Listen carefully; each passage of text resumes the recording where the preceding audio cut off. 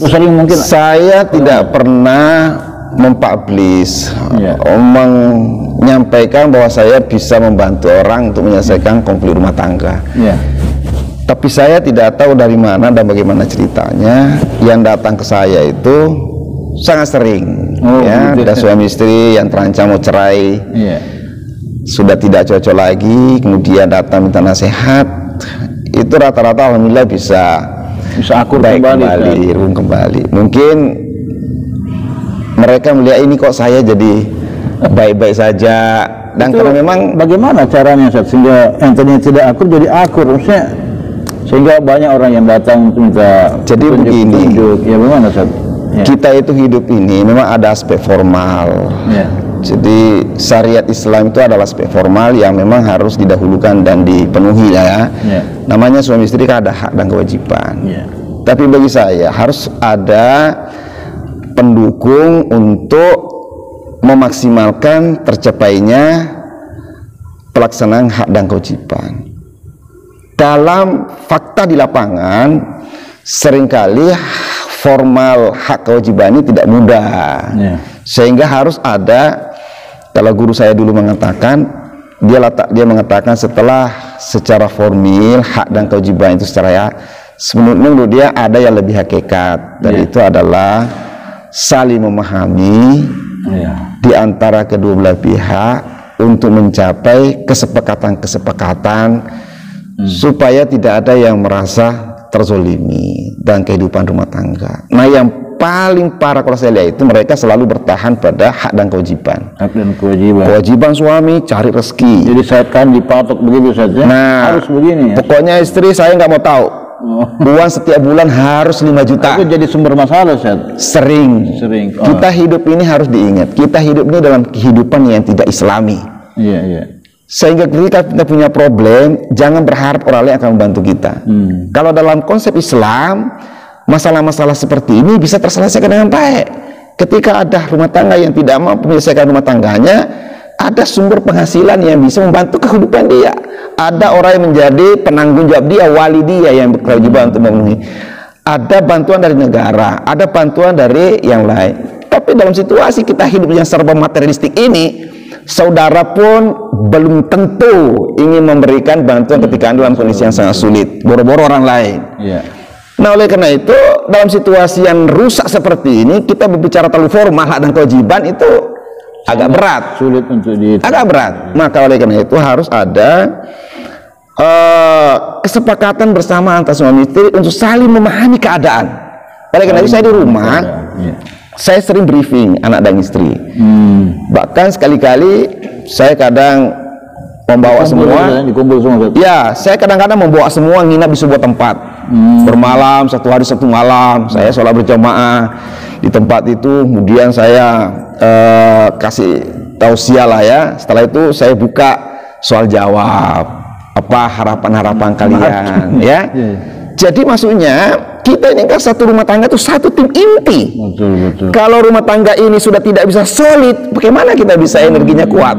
Bagaimana kita bisa ke masyarakat? Sulit sekali. Nah, mungkin karena alhamdulillah Allah karuniakan kepada saya keharmonisan rumah tangga yang luar biasa. Saya dengan istri, saya dengan anak-anak baik semua, akrab semua.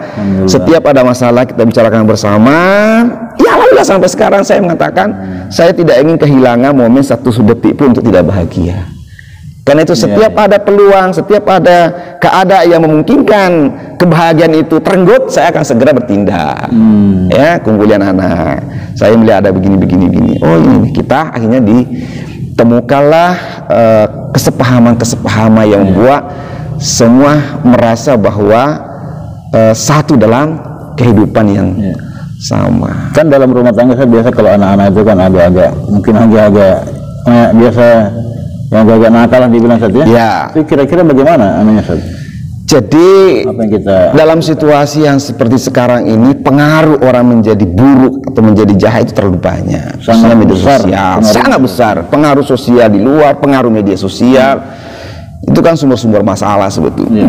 Karena kita hidup dalam kehidupan yang tidak baik, ya, yang rusak gitu. Sehingga potensi keluarga itu rusak, potensi anak-anak itu rusak terlalu tinggi. Nah, disinilah orang tua harus benar-benar sangat ekstra mencermati keadaan-keadaan seperti ini supaya memastikan bahwa anak kita terjaga.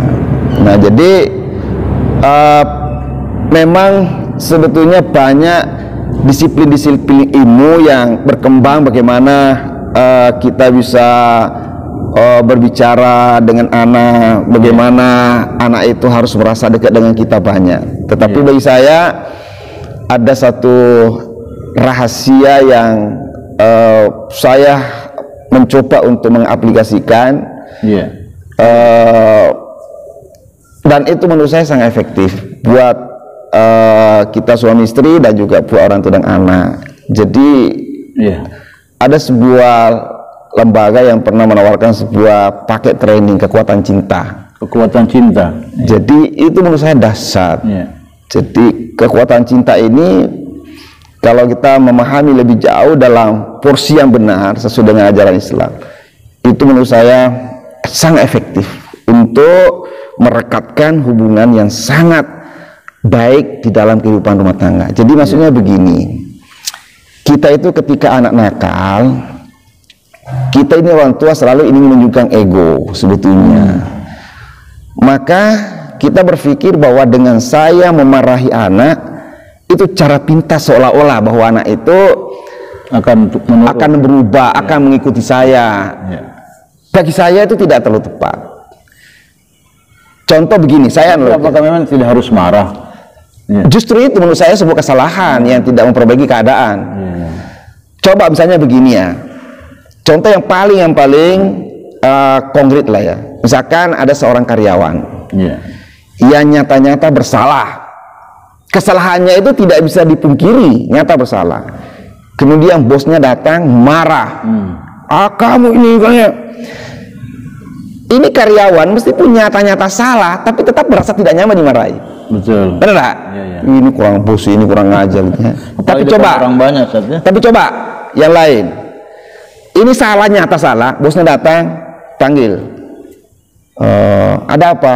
Oh ya enggak masalah, biasa manusia begitu. Masya Allah, insya Allah harus belajar dari keadaan seperti itu. Coba perbaiki lagi. Anak buah ini mengatakan luar biasa. Saya mungkin yang energinya untuk berubah itu sangat besar. Tapi dibanding dengan cara yang pertama, mungkin dia akan semakin dongkol. Kurang ngajar loh. Saya. Jadi maksudnya ini contoh anak yang sederhana itu dalam rumah tangga demikian. Anak yang bersalah jangan kemudian serta merta harus dimarahi. Kekuatan cinta didahulukan. Ya, dipanggil baik-baik. Ada tips-tipsnya, Ustaz? Ya, diantaranya menurut saya itu orang tua harus banyak bersentuhan dengan anak. Karena sentuhan itu adalah magnet cinta sebetulnya. Ya, dalam suami istri juga begitu. Jangan sampai sehari itu suami tidak pernah menyentuh istrinya gitu ya. Masa satu rumah tidak saling menyentuh. Tidak selalu menyentuh. Harus apapun bentuknya sentuhan itu. Mungkin kita istri kita berdiri tiba-tiba di belakang tepuk pundaknya, gimana? Itu punya energi saja. Benar. Itu ya. Kalau kita lihat misalkan di hadis Nabi bahwa ketika anggota badan kita sakit, itu Nabi mengatakan letakkan tanganmu di tempat yang sakit, baru bacakan doa. Kalau kita berpikir mengapa diletakkan, mengapa tidak berdoa saja kan? Tapi mengapa letakkan? Karena dengan bersentuhan itu melahirkan sebuah rasa yang kemudian melahirkan kebahagiaan. Jadi suami istri harus banyak-banyak saling harus sering bersentuhan. Nah, begitu pula dengan anak. Anak harus sering-sering, meskipun sentuhannya sederhana saja, hanya menyapa saja. Makanya kalau dalam Islam itu dianjurkan juga musafahah, berjabat tangan, dengan bahkan Nabi menjelaskan bahwa berjabat tangan itu akan menggugurkan dosa-dosa. Sebetulnya dengan berjabat tangan melahirkan rasa cinta, mahabbah gitu loh. Jadi ada praktek-praktek sederhana dalam Islam diabaikan kadang-kadang. Nah, coba bayangin kalau dalam satu rumah tangga anak itu berbulan-bulan tidak pernah menyentuh anaknya. Jadi ada kerenggangan yang luar biasa yang dirasakan sehingga anak itu merasa tidak dekat dengan orang tua. Tapi kalau setiap hari 2-3 kali disentuh anak kita, masya Allah, akan ada rasa kedekatan yang luar biasa. Jadi tidak perlu sentuhan yang serius. Ya, apalagi misalkan anak kita yang dewasa yang sudah gadis kan tidak perlu sentuhan yang terlalu serius. Nah, coba kita pundaknya saja. Mana hari ini ada masalah apa? Alhamdulillah baik, alhamdulillah. Jadi beda penyikapannya yang masih kecil dengan. Benar, kalau kecil ya dipeluk, dicium. Kalau udah dewasa ya paling kita ajak sentuh dibiasa. Jadi lahirkan rasa cinta, lahirkan kekuatan cinta di dalam merubah hal-hal yang buruk menjadi baik. Jangan mendahulukan emosi, amarah yang di situ jangan-jangan ditunggangi oleh iblis sebetulnya. Karena amarah itu kan sangat disukai oleh iblis. Makanya kalau Nabi marah kan dalam keadaan marah ya berwuduklah, kemudian duduklah ya untuk meredam rasa marah. Nah, kita ini kadang-kadang kalau melihat sesuatu yang jengkel, amarah muncul, kemudian kita berkata-kata yang sangat kasar. Orang bukannya simpati, bukannya orang kemudian berubah, justru malah tambah dongkol, tambah jauh, tambah hubungan.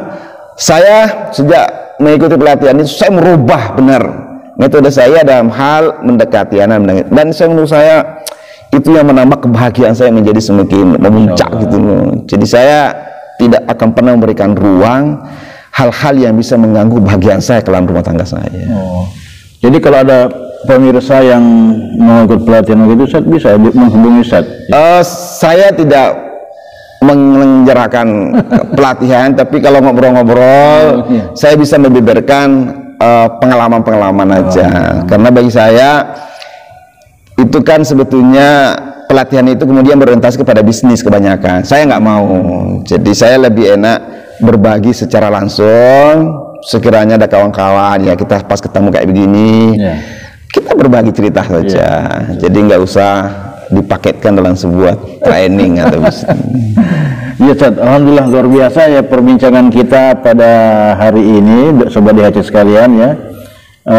Kita bicara dakwah, bicara apa tadi, bisnis ya, bicara tentang rumah tangga ya. Masih banyak sebenarnya yang perlu kita perlu kita bicarakan. Hanya saja sobat DHC sekalian mungkin waktu kita terbatas ya. Beliau juga insya Allah mungkin sebentar sudah mau kembali ke ibu kota, ke Jakarta. Terakhir sebelum saya tutup, mungkin ada pesan-pesannya Ustaz? Yang paling penting, kita ini menghadapi situasi yang tidak menentu. Ya, ada pandemi Covid suatu-waktu masih muncul lagi. Itu sering menghilangkan harapan. Karena saya ingin mengatakan dalam situasi seperti apapun, Anda boleh kehilangan segalanya, jangan kehilangan optimisme. Optimisme yang dibangun oleh sebuah keyakinan yang benar. Bahwa Allah Subhanahu wa Ta'ala memberikan janji akan membukakan solusi kepada siapa saja yang bertakwa kepadanya. Wa may yattaqillaha yaj'al lahu makhraja wa yarzuqhu min haitsu la yahtasib. Ini janji. Nah, oleh karena itu optimisme tidak boleh hilang. Saya tuh setiap menghadapi masalah yang berat, saya suruh yang saya lihat itu solusinya. Saya tidak fokus pada masalahnya. Solusinya. Bagaimana saya ini di tengah seperti ini seolah-olah sebentar lagi Allah itu akan memberikan jalan.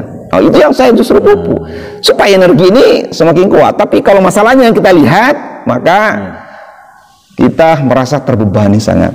Tidak ada beban yang berat di dunia ini kalau kaitannya dengan dunia. Yang beban yang terberat adalah meninggikan keselamatan kita di akhirat sebetulnya. Karena itu kalau menghadapi masalah-masalah dunia, kita menyikapinya, bagaimana? Betul. Jadi oleh karena itu keimanan pada Allah itu yang harus diperkuat. Dari keimanan itu lahir optimisme untuk menagih janji-janji Allah yang akan menolong, yang akan memberikan solusi, akan memberikan rezeki yang tidak justru yang menghibur kita itu. Seolah-olah Allah itu sebentar lagi akan jawab semua itu. Saya kira itu ya. Jadi sobat DHC sekalian luar biasa ya. Jadi intinya kita harus tetap optimis. Apapun dan bagaimanapun kondisi yang kita hadapi, jangan pernah kehilangan optimisme dalam diri kita. Yakinlah bahwa setiap masalah ada solusinya. Jangan tergantung atau terbentur dengan masalah yang ada, tapi yakinlah bahwa Allah Subhanahu wa Ta'ala senantiasa memberikan kita solusi-solusi. Yang penting bagaimana caranya kita bersikap optimis dan berusaha untuk mencari jalan keluar dari setiap permasalahan yang kita hadapi tersebut. Kira-kira begitu Ustaz? Ya, betul. Baik Ustaz, Ustaz Muhammad Hijrah Dahlan ya, alhamdulillah terima kasih banyak Ustaz sudah hadir di Denny Hakim Channel. Alhamdulillah. Mudah-mudahan pembicaraan kita pada hari ini sangat insyaallah bermanfaat bagi yang menyaksikan Ustaz. Ya. Baik sobat DHC sekalian, ya, jangan lupa untuk klik like, share, komen dan subscribe ya. Saya kira cukup pada kesempatan kali ini perbincangan kita ya. Tetap di channel saya Denny Hakim Channel. Wassalamualaikum warahmatullahi wabarakatuh. Waalaikumsalam warahmatullahi wabarakatuh.